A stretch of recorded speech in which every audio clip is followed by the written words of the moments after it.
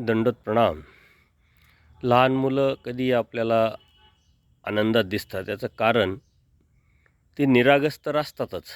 त्यांचं मन, त्यांची बुद्धी, त्यांची दृष्टी ही सर्व शुद्ध असते आणि या शुद्धतेबरोबरच त्यांचा आपल्या पालकांवरती, आईवडिलांवरती एक भरोसा असतो.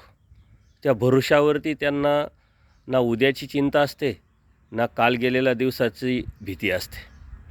त्यामुळे ते सतत आनंदी असतात. आपण मात्र जसजसं मोठं होतो तसतसं उद्याची चिंता, काल गेलेला दिवस, त्याचे वाईट अनुभव घेऊन आपण जगत असतो आणि आपला कोणावरही भरोसा नसतो. म्हणून परमेश्वर सांगतात, सर्वज्ञ श्री चक्रप्रभू सांगतात की मी नाथ आहे पण तुम्ही अनाथ झाले पाहिजे. मी वज्रपंजर आहे पण तुम्ही शरणागत झाले पाहिजे.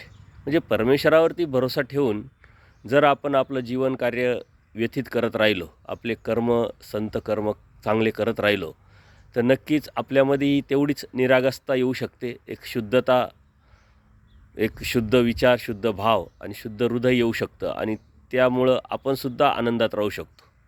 यस ना परमेश्वर, अनंत ब्रह्मांडांचा नायक, त्या परमेश्वराचे आपले जर संबंध आहे, तर त्यांच्यापुढं आपल्या ज्या अडीअडचणी आहे, आपले जे प्रॉब्लेम्स आहे, ते अत्यंत छोटे आहे. परंतु ही भावना रुजवणं आणि ही भावना रुजून त्या कृतीवर चालणं इतकं सोपं नाही.